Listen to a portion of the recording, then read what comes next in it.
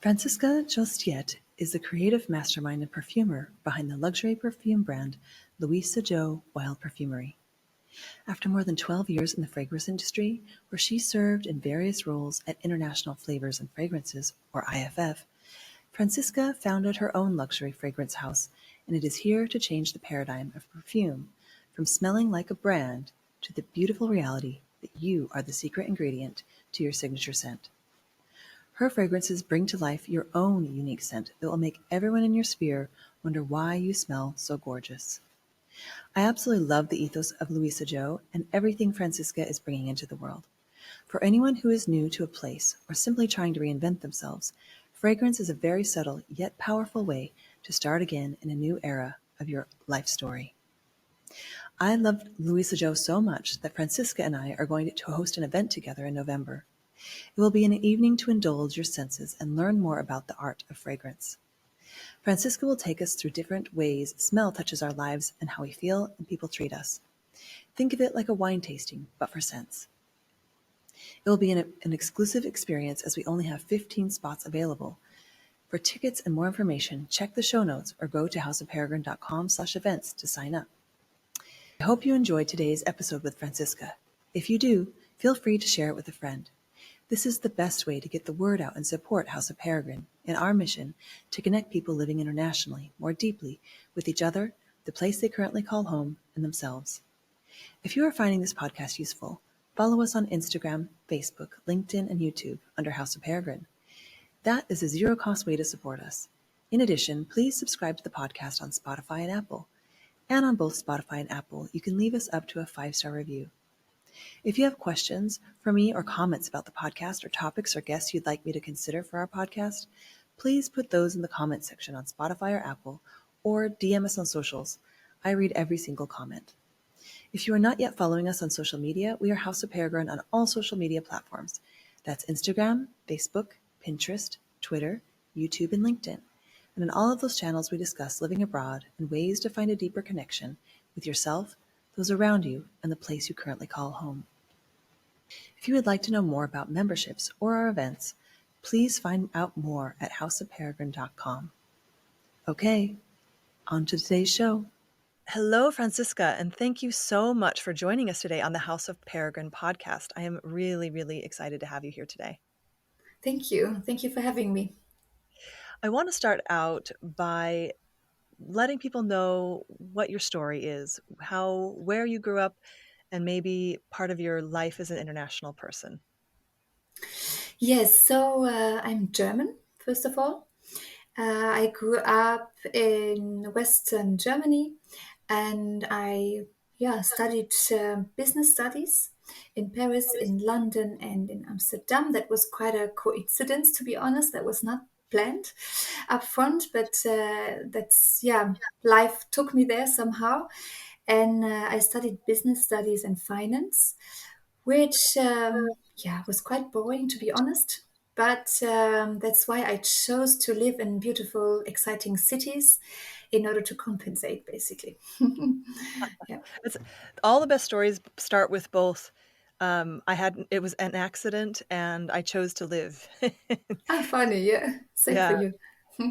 But yeah, so you went to school and got degrees in finance. That was kind of your background. Yeah, indeed. The first 2 years in Paris were quite finance driven. The last year of my bachelor was more like an entrepreneurial course I took. And the last year, my master was more a generic business studies that I've done. Yeah. And so you were studying abroad most of that time. You grew up in Germany. What inspired you to move away from where you grew up? Um, well, most of my friends stayed in Germany. I was always inspired by the language French. I really liked it, but I didn't want to become a teacher. That was my mom's recommendation, but I didn't see me there.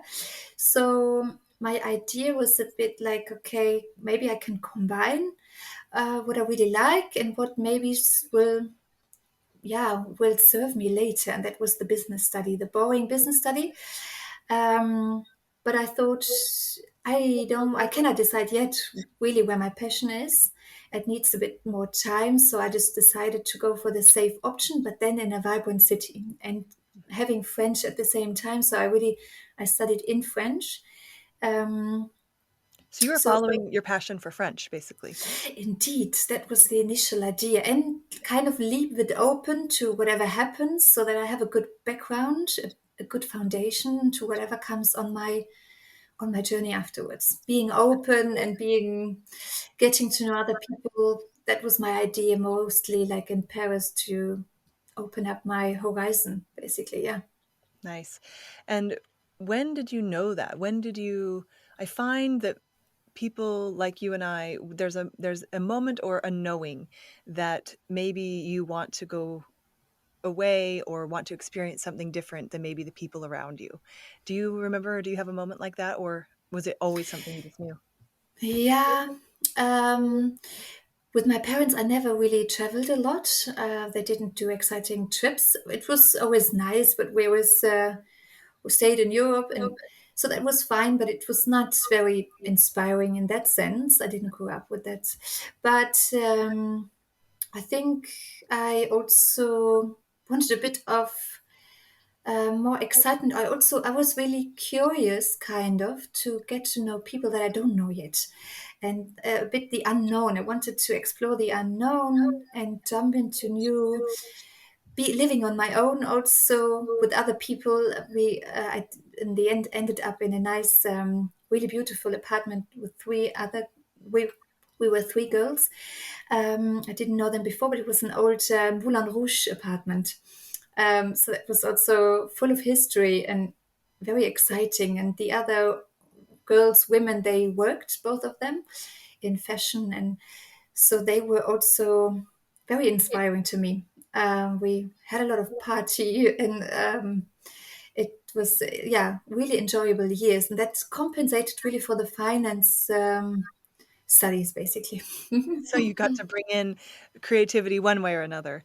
And of course, there's creativity in finance for some people, but for you, that's not what was inspiring you. No, Yeah, cool. indeed. Yeah.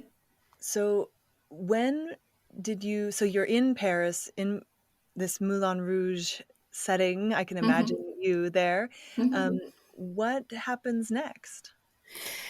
I finished my French degree, which was not well known in Germany. Germany, for my last year of bachelor, they did really difficult in terms of moving back to Germany. I asked once a university, but in terms of paperwork, administrative work, it's quite bureaucratic. So I just sent a message to a public university in London, and they directly let me into their third year of bachelor.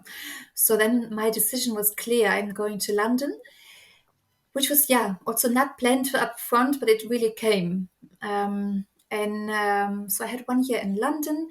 That was also very nice. I was also living in a house full of other people. We were 7 people, all different, not just studying, but also people from all different countries and doing other things. That was a really nice year. And afterwards, I decided to move to Amsterdam for my master degree, because in Germany, again, it was 2 years, and in Amsterdam, it was in English and 1 year. So that was clear for me that I needed to go to Amsterdam. Yeah, so it was always a spontaneous decision, but it really was felt like a good one, Yeah. a safe one. It sounds like you followed you're following your language, what you're guided by language, and then you're just being open to what comes. Indeed. Yeah. Yeah, I think, yeah, I love to experience new things, and I'm not afraid to, yeah, the stepping out of the comfort zone. Let's put it like this. Yeah. Yeah. It sounds like it's a value for you almost. Yeah, indeed, it is. It is like, yeah. I'm also trying to teach my kids the same. Like, really, when they find something exciting and they're totally, yeah, like totally nervous. I'm like, this is the growth moment. This is where you take most advantage from. Take it, embrace it, kind of. Yeah, let's see if that works out with them as well. But for me, it did. Yeah. Yeah. So tell me about this. So I think that there's two kinds of ways you can take a feeling of being scared, would you say? Hmm. And so you're saying embrace it, use it, bottle it. That's a yes. Indeed. Yeah. If you're scared, that's your yes, not a Yeah. no. Yeah. Is that a good way of putting it? Indeed. Yeah. I really feel like exactly those moments where you feel, oh, this is really kind of painful, or this is out of the comfort zone. This is where the growth pain is coming in, and where you learn most about yourself, about like afterwards looking back when you stepped out of the situation, where you think like, okay, well done, or not well done, but then next time I know now what to do. So no matter the outcome, it serves you in the end. Yeah. Yeah. Where do you think you learned that? Yeah, that's a good question. I know my father used to kind of push boundaries a lot. I think I got it from him. Well, first of all, I think my both parents did a great job in terms of giving me a good foundation of, because I think leaving the comfort zone means that you have a strong comfort zone. Then you're much more, then you can much more easily leave that comfort zone. But also, I remember my dad really like being little in a swimming pool, and I remember there was the 3 meter where you can jump from, the 3 meter stepping, or I don't know how do you call it, but you know what I mean. Mhm. And I remember it was nerve wracking for me. I was so excited, but my dad was like, "Just do it," and yeah, there's water, so nothing can happen. And he even tried to convince me to jump head first. And he really supported me and always kind of pushed the boundaries. And I also remember that um, my dad's friend was a hunter, for instance. He got rabbits that he was hunting. He gave them to us, dead rabbits. And I remember me and my dad being in the garden, hanging the rabbit on the tree, and we just took the skin off. And when I think back, a lot of kids, I guess, would say like, "Oh, my disgusting," and blah. But I remember when your dad doesn't say that something is maybe disgusting, if you don't have even the idea put in your mind, it was totally normal and it was totally okay and beautiful. And so I think as a kid, you're quickly influenced, and if somebody guides you into the direction of, let's just look for the boundaries, whatever within your capabilities, what you can do, that brings you quite far. Yeah.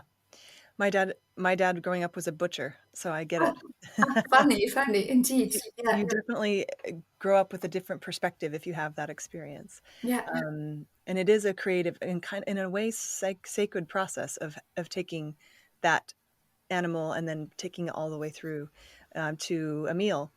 So I really indeed. love I love that I have that experience now. And as a kid, I didn't know it was strange. Yeah, that or If you don't strange for know, yeah, today. yeah, indeed. And now I know it's a totally different period we're living in, but my kids like heard from somebody else that it's terrible to eat meat, and then I'm like, yeah, but is it, yeah, yeah, is it terrible to eat only the one part of the of the chicken, only the breast, and why not then when you eat it, eat the whole thing?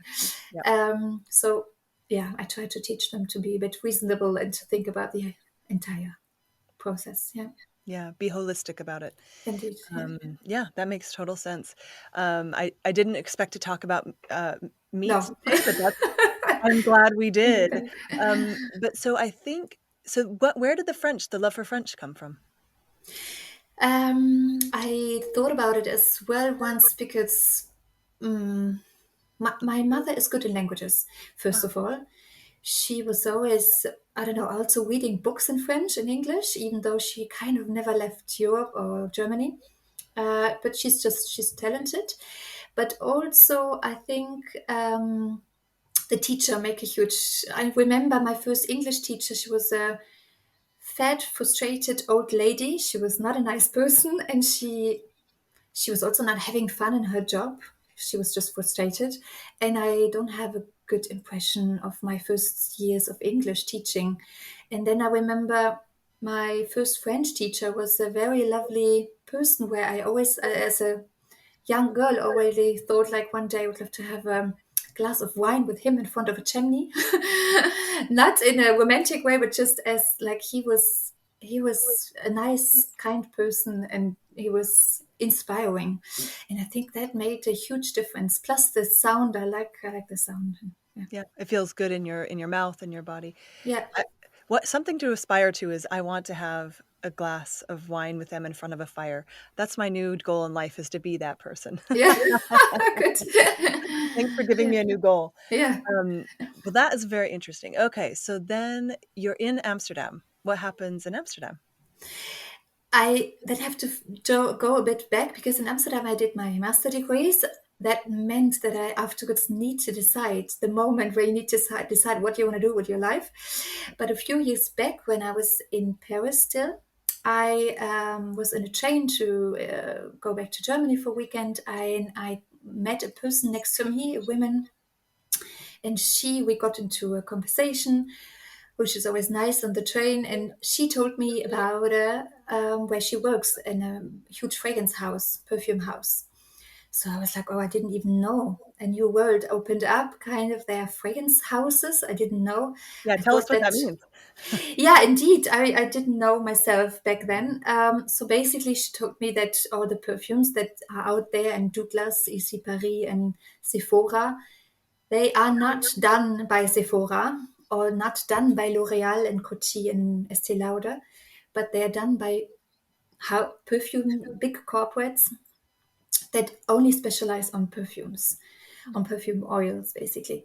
And yeah, for me, a new world opened up in the sense that I knew, okay, this is probably once I'm done the way I want to go. I would love to learn about this industry and to really deep dive into not just working in a Sephora and selling something that I have no clue about, but really to deep dive into the product itself. Nice. And so you just knew somehow that this was a place you wanted to spend your time and creativity and your skills. Suddenly, this perfume world and process and everything opened up to you in that moment on the train. I love that. Yeah, yeah, indeed. I suddenly had a plan in mind, like for afterwards, once I'm done. Yeah. That was really nice because I really had no clue before what I'm doing the study for, Yeah. but then suddenly it gave me a meaning. Yeah. Beautiful. Yeah. So a moment on a train changed everything. Indeed, the woman doesn't know about it. I have no clue. I didn't kept her name or something, but yes, it did. Yeah. There's these, I love these moments that change everything. Yeah. Okay. So when you graduated, you knew you wanted to work in a perfume house. Do I have that right? Yeah. Nice. Yeah. So tell us what happened next. Yes, I was done with my studies, and I decided to. That was planned before to go on a 5 week trip to South Africa, South America. So I went to Mexico, Guatemala, Belize, Colombia, Miami also on the way back. 5 weeks. I've never done a big trip like this, but before that, so there was one day in between, I think, really graduation and then leaving to this 5 weeks holiday. And one day I still had, and I was like, okay, I know how frustrating it is for my surroundings to apply and to look for a job. But I thought, okay, I have a top three in my mind of companies where I would love to work. The perfume houses, I would send them my CV and a nice letter. Who knows what happens? Then I'm not home, sitting home, waiting for the reply, you know? Yeah. And that's exactly what I did. And I think a week later, when I had no internet, no connection, I got a reply that IFF, International Flavors and Fragrances, they have a huge office in Hilversum, close to Amsterdam. And they would like to have me for an interview. I was like, oh, this is beautiful. Was much quicker than I thought. In the end, they hired me in Germany because I was German. They were desperately looking for somebody to cover maternity leave in Germany. And so I moved to Hamburg after my trip to start my first job in the sales and marketing department, which was a good fit, I guess, back then with my studies. I had no clue about perfumery yet, so was a good starting position for me Yeah. to know, get to know the industry. Yeah. Yeah, and you continued that for how many years? You stayed in the more corporate perfume.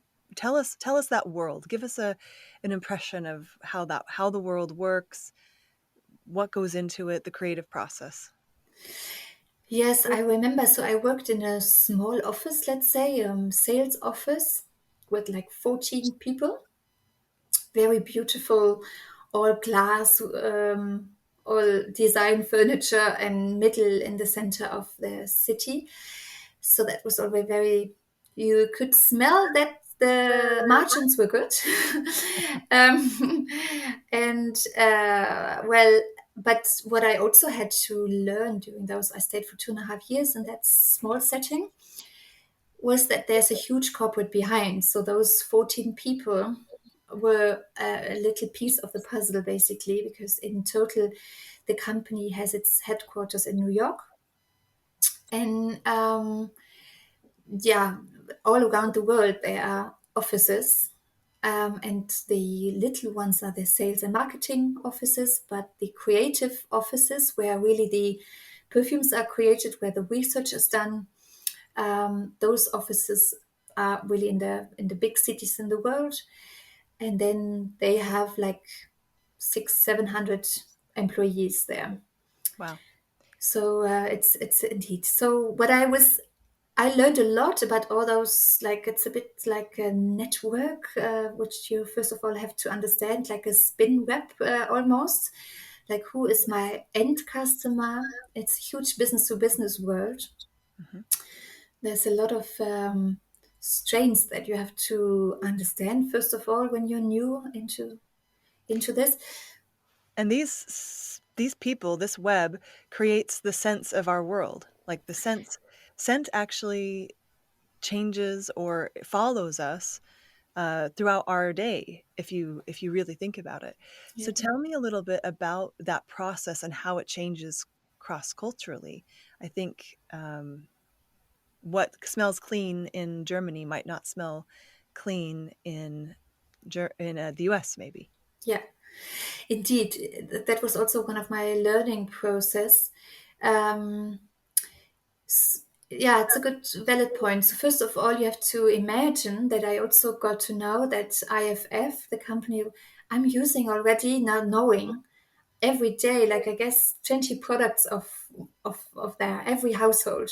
You have to imagine. So it's international flavors and fragrances. So half the company is busy with flavors, all the things aroma. So from your bouillon, chicken bouillon, to ice cream, to chips, everything that has a flavor to it, yogurt, whatever, dairy products. So the whole fridge is full of IFF, basically, or competition. And then also fragrance. So the fragrance business is also really not just fine fragrance, so perfumes, what you see in Issy Paris, but it's also from shampoo, body lotion, candles, but also all-purpose cleaner, toilet wind blocks. Everything that has a smell to it, which people don't think about it. But it is very important because, yeah, like you said, there are studies, for instance, that show you can have a detergent. But I will tell you later, but I became an expert in detergent and fine fabrics. So everything that has to do with washing laundry, fabric Mm, softener as well. And there's a huge study done which shows that if you use detergent without a smell and with a smell, people perceive the one with a smell as cleaner, cleaning better as the one without a smell, even though, of course, as you can imagine, the smell doesn't contribute to the cleanliness yeah. of the getting the dirts really out of your, but people perceive it as much cleaner. So the smell then has a big contribution part. And what you said, interesting enough, cultures are very deeply rooted when it comes to perfumes. And that was my second job within the big corporate business. I moved after 2.5 years into consumer insights Hmm. because I was interested in indeed what you said. Also, I wanted to get out of this small 14 man office and only being kind of the end person who sells something that was created before. I wanted to get really closer to the creation part Hmm. and learning much more about the product itself. So I needed to move into one of the creative centers, the bigger centers with 700 people. So I moved to Hilversum, back to Amsterdam, basically, for me, and started in the consumer insights department, which is quite analytical, but my business and finance background did help. And in this department, I learned a lot about like if one of the big players, like let's say Unilever, wants to launch a blue fabric softener, a new one, that you can often not have the same smell in Italy like you would have in France or in Germany. They really have totally different requirements because smell is so culturally rooted. Hmm. Yeah. How interesting. And so when you were thinking about creating these products, were you conjuring memories of childhood? Were you bringing in scents from the earth? Like, how would you reference what culturally would be appealing to each region or country?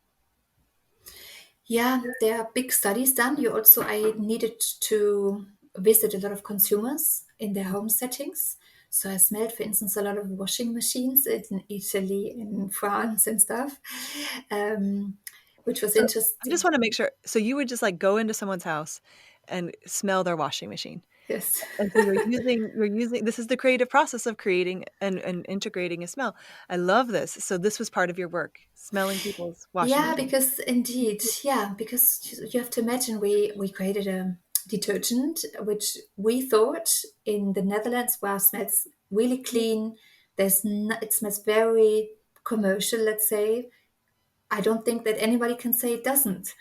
And then we send it off to consumers. You get the results back, and you suddenly hear it smells moldy. It smells earthy. It smells disgusting, and you're like, what happened, to my detergent? Yeah. And then you have to go and investigate, like, are those washing machines dirty themselves? What is the water quality like? Because in the UK, for instance, the water itself smells very different than the water in Germany, for instance. It's much more moldy. It has a really different smell to it already. So Wow. that also influences the outcome. Yeah, in Turkey, for instance, a lot of people still smoke at home. So we got a lot of comments like that it smells smoky, and we were like, smoky.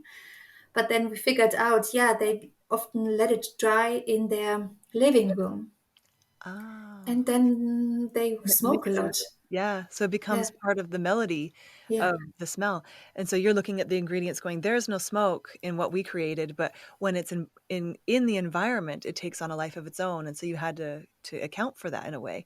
That is really, really interesting, and I can imagine it was a really fun work, like, it seems really creative. Yeah, indeed. You have to, yeah, work together with the perfumers because you have to tell them the results, what the consumer actually think about their perfumes, which is quite shocking sometimes for them. So you have to deliver the message and also to guide them afterwards. Okay, we need to make the adaptive perfume in that direction more, in that direction more. For this country, we need more, I don't know, flowery notes. In that country, we need more fresh citrusy notes. So I really had to understand a lot of the cultural backgrounds in order to adapt every fragrance to the cultural conditions of the country. And yeah, indeed, it was a very exciting job. Also, we did a lot of focus groups with women, getting to know what a job well done means for them, being a housewife, how important it is to have a blooming fragrance in the house because then the neighbors or the husband comments on how beautiful the house smells, how well the job is done.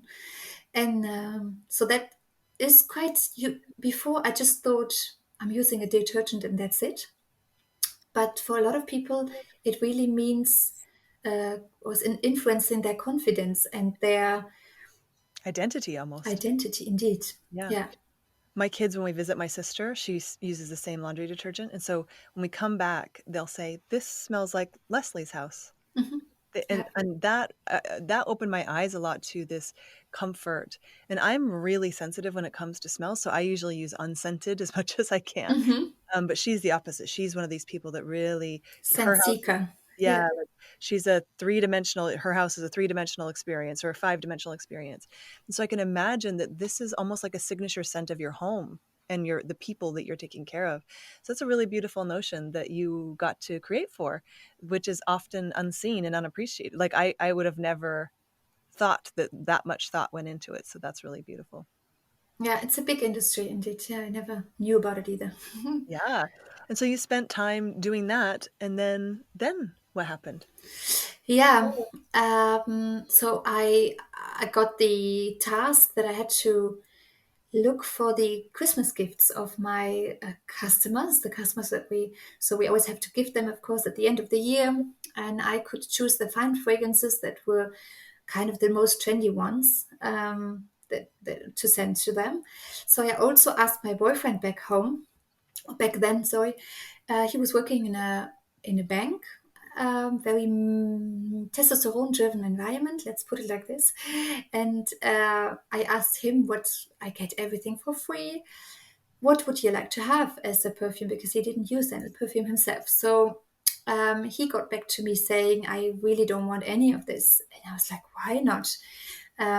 We even have, I don't know, the nicest brands, Tom Ford and Lancome, whatever you want. But he basically said, when I put it down on me, on my skin in the morning, when I just come out of the shower with an empty stomach, I find it always far too dramatic and far too loud. And this huge perfume cloud, it's almost sickening for me. And then I go to public transport in Amsterdam, and then in the morning you can almost not.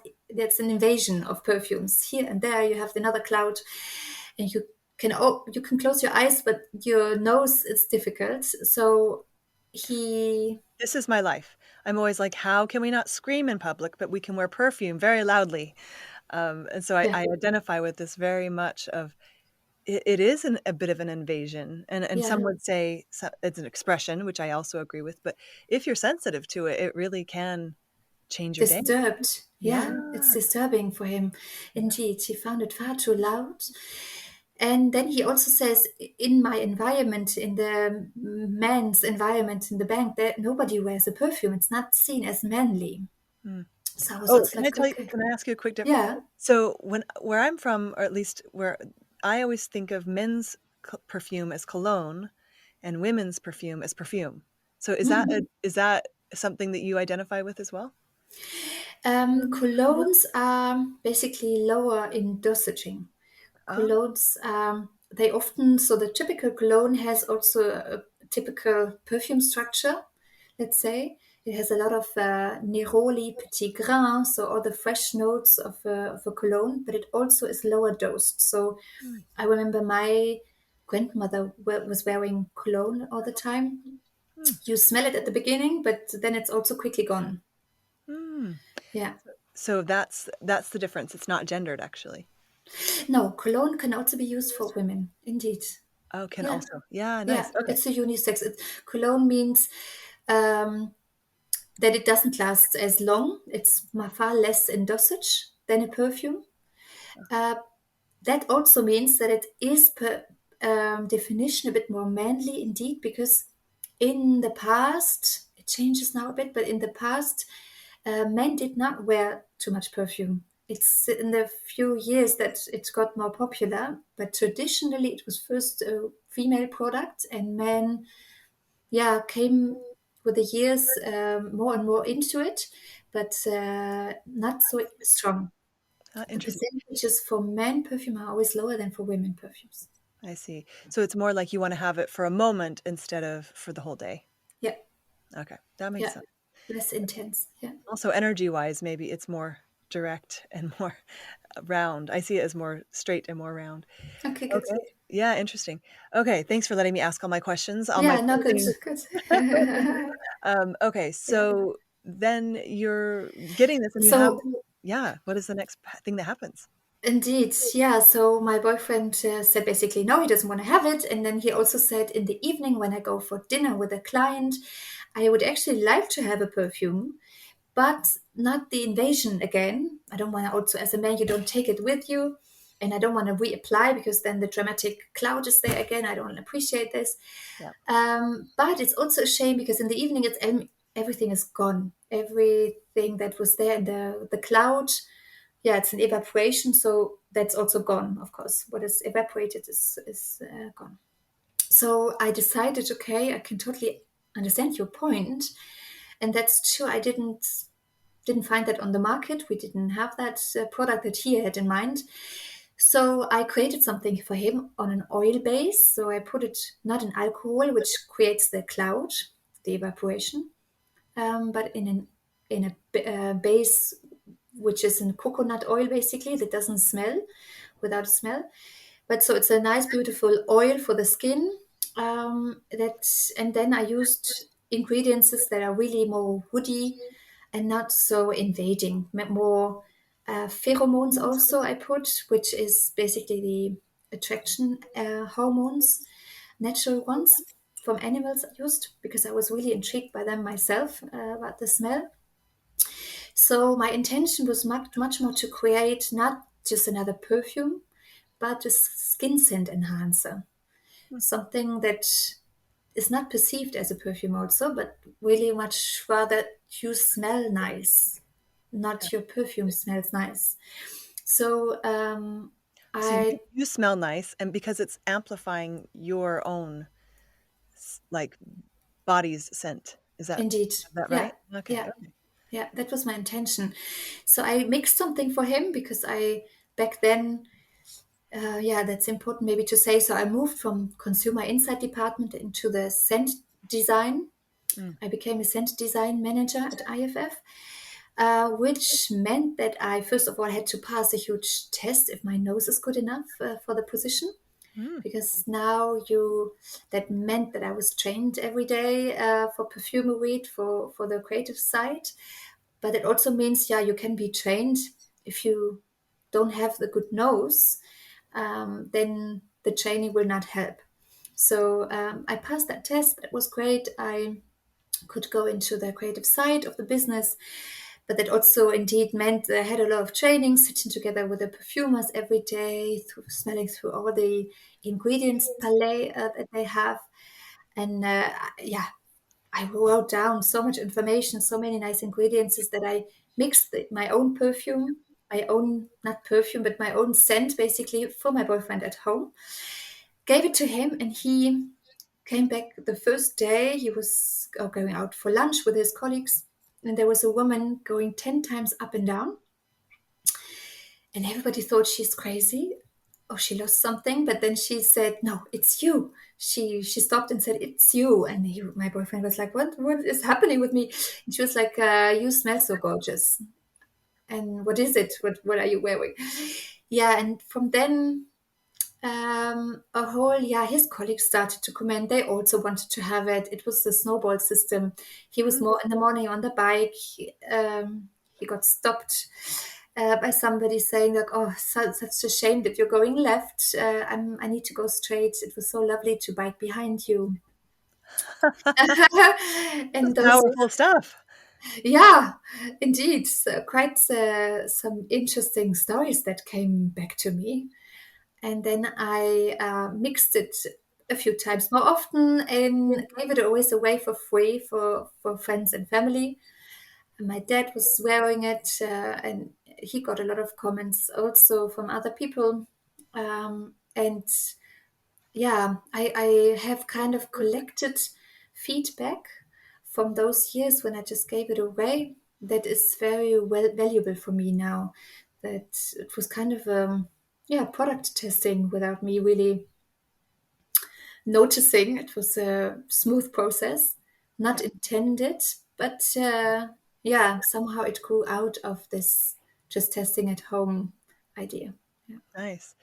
And so from there, where are you now? Now you have this beautiful company and brand. Indeed. So I just moved into the scent design management role, which was a lot of fun. And I learned again a tremendous amount of new information and network and everything that was great. At the same time, I started my own experimentations at home. And yeah, more and more, I got the feedback from other people, from my own perfume. I could also smell colleagues that were wearing my perfume. I could really smell where they went, kind of in the building. I could follow them. I was like, Andrea used to be here, I guess. And indeed, I asked her later, she was here. And then I heard also things like, yeah, it smells really like this CEO smell here in the building, because the managers loved it as well, because it's a very classy perfume in a way. So the title was also, yeah, really fun for me. And somehow the idea grew in my mind that it's something that I need to explore maybe later in life. But so I stayed for still quite some years in the corporate job. There was no need to jump because the corporate was paying well, nice colleagues, and exciting job still Hmm. to discover. But also had two kids in the meantime also, so that was also something where I decided to stay in the corporate setting, security, and yeah, being in a so safe environment. And afterwards there was COVID coming, of course, where I was also like, I'm also staying for another years. So in the end, indeed, it was more than 12 years that I stayed, which I don't regret. It was a great learning, super nice experience. But then I went to dinner with my boyfriend, and I said to him that I think I need to one day jump, because I cannot handle like a full-time job plus two kids and do everything good, being a nice wife as well and being myself and all those priorities, and starting my own company with a yeah time investment that is tremendous. It was not possible, so I needed to decide. And I said to myself, really, I think I'm pretty sure I would regret when I'm looking back at my life as a grown up or as a old nanny. I will be surely regretting that I did never try it. So Hmm. then my boyfriend looked at me and he was like, "Yeah, but then you need to jump. It's very clear what you're saying is totally makes total sense, and there's never a right moment." So of course, I just want to know, were you scared? So, yes, yeah, a and, bit, yes, and he helped surely. you. He helped you see that this was the moment. He helped me really to say like, but you are very clear already in your mind about like that you have to do it, and then finding the moment that yeah was not so clear for me, but he made it clear for me that it's definitely not long anymore. Yeah, nice. Yeah, so that was a really good one. And then the next day I went into the office again, didn't tell anybody, of course, but it really resonated with me that it's time for me to go, and that it's a matter of days, weeks, months to kind of round up what I have here, leave on good terms, and yeah, and then say goodbye. So I familiarized myself first of all with the thought: can I really let go? Is how does it feel? How do I feel here? And it felt good. I really saw it coming. It felt really totally making sense and totally in the right direction. So I think a few months later, when I told my boss about it, he also saw it coming, I think. And I told him before also. I was always, I think, looking back at my corporate life, I was always pushing about the boundaries of what you can do next to your job. I also did, I remember Airbnb experiences that I offered. That was all approved by my HR officer. I always did, yeah, very transparent job. But I was hired then also for huge companies, for conferences in other countries, in Spain and in France, with those syrup making. It was, yeah, syrups from flowers basically, and weird raw materials that I did. And that was already stretching the boundaries of my boss. He was Yeah. like, "Oh, you're hired by those, by our competition or by the European Flavor Association, for your private side hustle, basically." Yeah. Yeah. So I was. He already knew that I'm not the typical, I think, corporate person that stays forever. Yeah. Yeah. Have you ever heard there's a book and a notion called Don't Quit Your Day Job, when you're kind of developing your skills on the side and you keep your corporate job. And sometimes you never leave your corporate job, but you keep it going. And so it feels like you were doing that intuitively without knowing. You were moving towards some invisible goal, and then it just became apparent that that's what you've been building towards. And so this is Nice. when Thank you. Luisa Jo was born. Indeed. So it was a long, long beginning, basically, in the background. But then I, yeah, started my own company beginning last year, officially. And so the concept was there, the perfume was there. What I also did is the whole testing on, like, allergy testing was done, which took a lot of time and resources, so that I knew it's safe on skin. Because I knew as well, of course, when you sell it for €1 even, it needs to be safe on skin. Otherwise, I'm responsible for allergies and everything. Yeah. So that So was you done were in the doing, background. yeah, you were doing it right. Indeed, I did it completely, like, following the corporate guidelines, let's say. Oh yeah, nice. But yeah, I learned that, of course, that I don't want to, that I need to do it right, indeed. But a very different angle and very not corporate, let's say, what I'm doing, the whole concept. So So, tell me first of about that. all, Yeah, tell me about mhm. Luisa Jo. This is a whole new venture, and also has a different paradigm from the corporate work you were doing. So tell me, introduce us to Luisa Jo. Yeah, thank you. Yes, first of all, I worked so long for those corporate products, for corporate perfumes.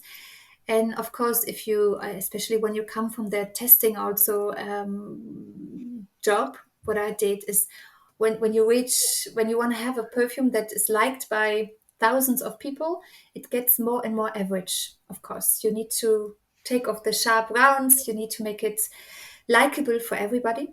Hmm. And with my perfume, I decided intuitively, because it was done for my boyfriend only, but I want to go the opposite. I don't want to do a massa product. I don't want to be liked by everybody. I want to have those sharp sides to it, let's say. Um, and it, yeah, I don't want to please everybody, but I would like to create something that a few people who do understand the concept, they are totally into it and totally excited, addicted, and yeah, that for them, kind of, because perfume, what I noticed throughout the years when I was still giving it away for free, I got a lot of feedback saying, I get a lot of comments from other people asking what I'm wearing, and then I don't want to reveal what it is because I don't want others to smell like I do. It's my trademark, it's like, you're, yeah, that people want to be recognized by a certain smell, a perfume. And because it's such a skin scent enhancer and not just a floral fruity perfume that you can just buy and smells nice, it is very personal in a way. It really makes their trademark or their identity. So I really loved that part of it, that I noticed people don't want to share, which is, on the one hand, of course, not good for my sales. It really stops whenever I go to have a customer. It's not um, the the progress or the test. Yeah, it doesn't. The snowball system doesn't really help always. But it is a huge compliment, of course, for your product when your customer says, "I don't want to tell anybody what I'm wearing." It's part of my Uh, identity. It's indeed, this is me. I don't want anybody to smell like me. Ah, Yeah. and would you say that it's a different kind of person that kind of wants that customization almost? So whereas before you were producing things for the masses, in this way, the type of person you're creating for is a completely different set of desires. Yeah, indeed.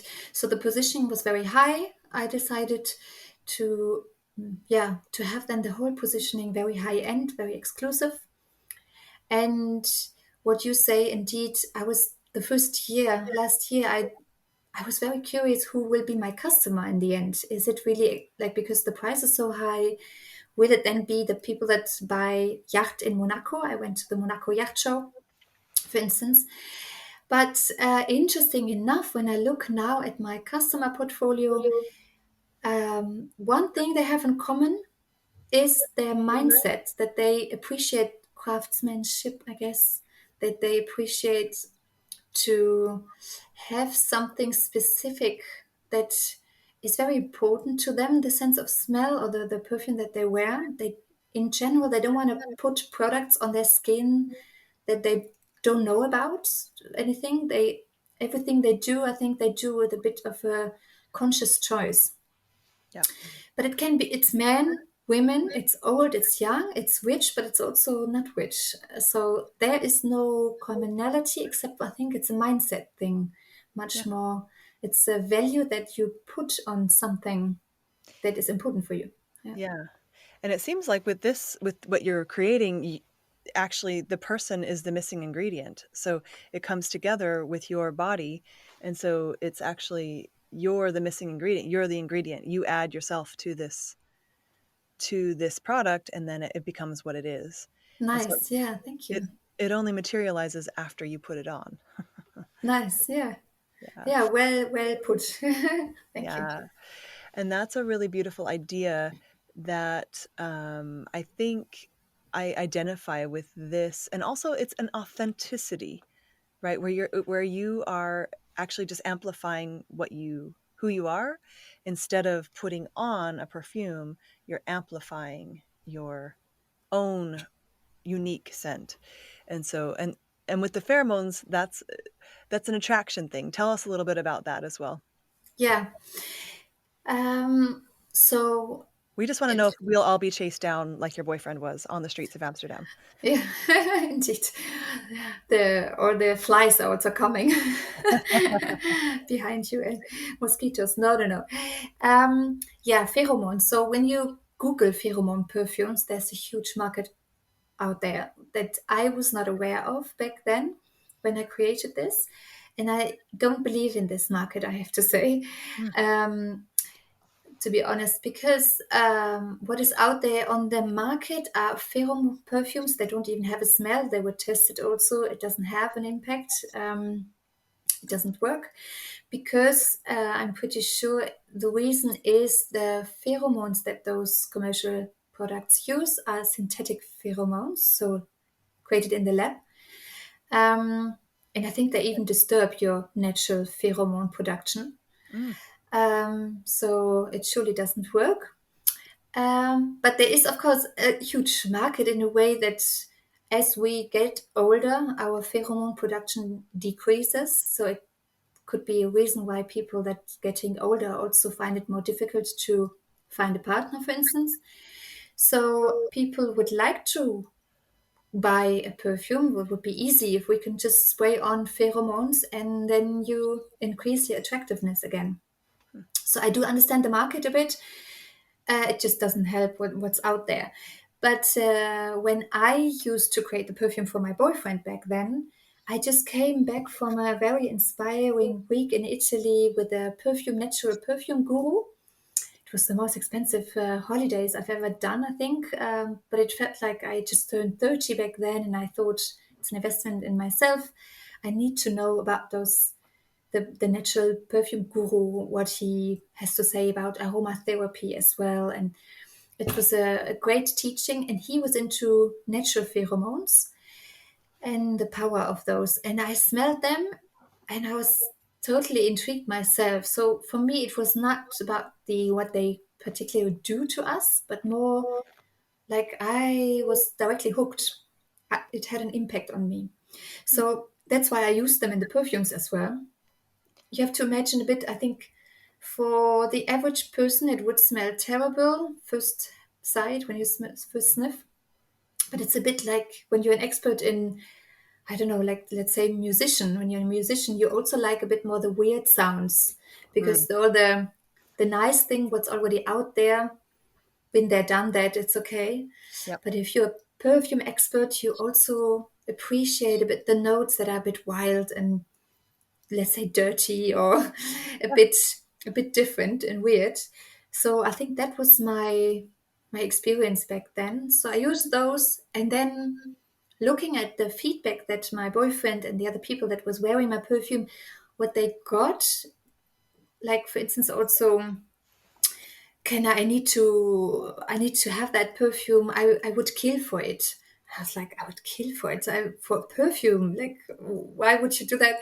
So strong things that I heard and brought back that I thought maybe there is something happening with the perfumes, with the pheromones. And I cannot put my fingers exactly on it. There's no research really about it, showing that it does work. But I'm pretty sure because it's natural what I use, other than what's on the market. I do think that it could well be that there's something happening. Yeah, nice. And so with your perfume house, do you call it a perfume house or Yeah, brand? yeah. Um, what can we do? We can buy your signature fragrance. Is that right? Anyone can tell us a little about your offering at the moment. Because Yeah. I'm ready to I want to be the missing ingredient already. And if Okay, good. others want to, how does that work? What are you working on and how can people get involved with this? Yeah, good question. So because I don't want to choose the direct and let's say most obvious that way to sell and to get out there, which then would be a yeah standard positioning again. I don't want to go into retail. Hmm. So you don't find me at Sephora or any of those shops. I much rather would like to keep a personal touch to it, tell the stories to people, try it on the skin. And a perfume is really, yeah, it's an invisible product. So online, I find it very difficult. Um, you need to try it on your skin to see if you're hooked. You need to see if it's also not a product that I would say you spontaneously buy. um, I think what works most is if I put it on somebody's skin and the day after, then they call me and say like, it was, I felt lingered the entire day. And so that's my approach. I meet some people can reach me through my website. They can send me a message saying that they are interested to meet up. I always have meet up days in Amsterdam that I do, but I can also meet up somewhere else. And then I show to them my three perfumes. There are three perfumes. So I initially created one for my ex-boyfriend, but I saw from there, like I told you, my first customer, for instance, I went to his office and there were 10 colleagues with him. And we all unpacked together kind of my perfume. And three colleagues already said, like, oh, I also want to have that. And his eyes were like, oh, no, no, this is for me only. I want to have it for me. So I went back into my atelier, creating two more perfumes that are having the same signature. I wanted to stay true to what I built or what I created. And then I have two twists, one a bit more feminine with a lipstick accord, and one more masculine, which can also really work fabulous on a feminine skin, but wild tobacco. So it has the tobacco leaves on there, dried tobacco leaves. So those three perfumes, indeed, we can meet up for coffee, perfume coffee, and then I can show you those three perfumes. You can try them on. You don't have to, buy them directly, but really try them, and then people get back to me. What I also offer is for companies, that's a different thing, bespoke perfumes, so tailor-made perfumes, because I also see that companies would like to have this identity, scented, branded identity with smell, because there's a lot of research that shows that, I don't know, retail works much better when you have a nice scent in the room, for instance. Mhm. Um, yeah, I did, for instance, projects for beauty care companies that wanted to have a specific smell that is not off the shelf from the huge companies, but with more specific fragrances that they had in mind. It's like a Uh, logo. It's like a logo, only a scent. That's beautiful. Indeed. Yeah, Yeah, nice. yeah, We indeed. need we need a House of Peregrine scent. There's just Yeah. no. I, Yeah.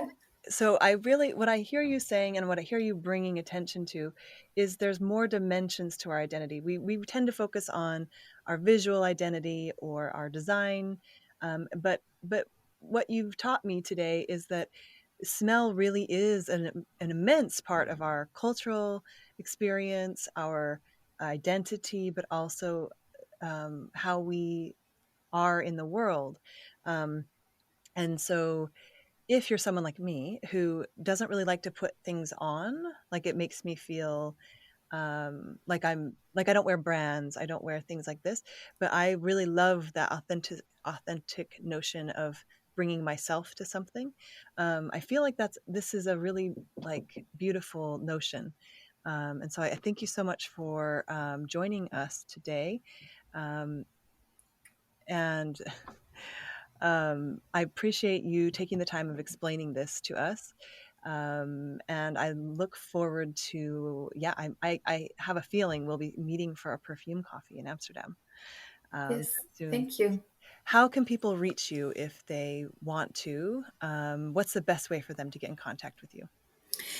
Yes, so I guess through my website would be the first step to take. There's a contact form, but also I'm active on LinkedIn under my name, Franziska Josteit, and also a bit active on Instagram, Luisa Jo, Wild Perfumery. I Okay. guess you will put your, the I'll put everything below. socials. Yep. Yep. Well, Indeed, that's great. But yeah, indeed, what you just said as well. In people should not forget, if you are working in a corporate environment, or if you're an entrepreneur, you are a personal brand always. And as a personal brand, you showcase yourself each time, you pitch yourself each time when you meet somebody. yep. And it's not just about the first impression to get somewhere, but to stick to somebody's mind. And perfume is a perfect tool to stick to somebody's mind, because perfume is directly linked to our limbic system, where all the emotions are. So if you can stick to somebody's mind through perfume, that's very beautiful and very powerful. Yeah. Yeah. Thank you so much. I've had so much fun talking to you. Thank you. And I hope everyone will reach out and consider this part of their personal brand. Thank Um, you. I'm sure we'll see you again, but thanks for joining us today on the House of Peregrine podcast. Have an incredible rest of your day. Thank you so much for asking me.